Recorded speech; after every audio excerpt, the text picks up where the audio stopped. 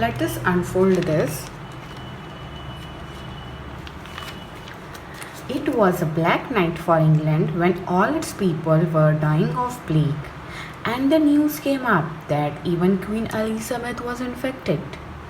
The news spread like fire and reached Spain, where Queen Elizabeth's brother in law lived, Mr. Philip. He thought that it was a nice chance to get over the power of England, and because of that, he sent a proposal to Queen Elizabeth.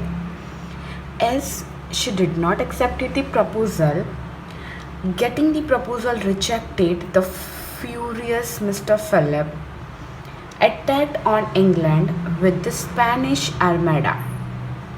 But all in vain. He lost everything and England became the superpower.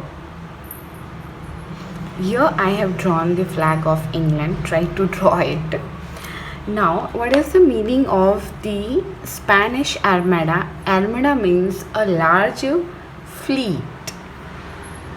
Fleet means group of ships. So when he came to attack on England, he was with the many of the warships, soldier, guns, and everything. So let's go to our next coach. Let's unfold this one. As you all have read that England has become the superpower. Now the sailor who went out for business from here began making their colonies in different countries, and those Britishers made arrival in India. And with all those sailors, the English language set its foot in India, and the journey of English began in 15th century. And unfortunately, Britishers became the paramount power in India. So let's go to the another coach. Now let us unfold the third coach. As British has become the paramount power in India, and after the Battle of Plassey in 1757, and then with the advent of EIC, that is East India Company, in 18th century, the status of English underwent a sea change.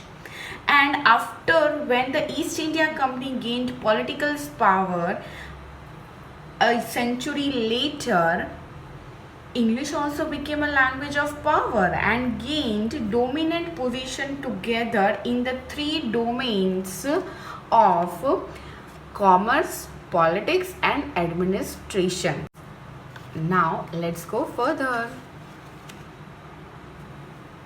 Now let's unfold this. Since the British became the administrators of India, in order to have a full command over the people, they decided to open educational institutions where they will be teaching English. So, two educational institutions, first was in Calcutta, Madrasa in 1781, and the second in 1791 was Banaras Sanskrit College.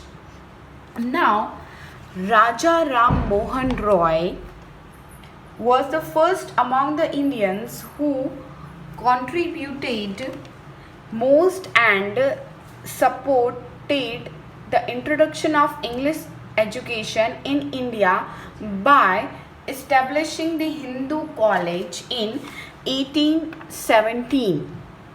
So he was the first one who supported the English language, and he thought that this language we must learn this language as to cope up or to grow up with the Britishers at that particular time. So now let's go further. Let us unfold this one. In 1835, Thomas Babington Macaulay played a vital role in the introduction of English education in India, and he also argued that English is better worth knowing than Sanskrit and Arabic. That doesn't mean that we should not learn Sanskrit or Arabic, but English has become the need of that particular time, and we have to learn that. Why it has become the need, I will explain you people in the next point.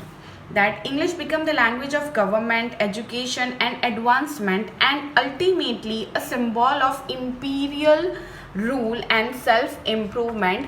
You can say that 1835 as the inauguration era of English education in India. So let's go to the next point. Let's open this.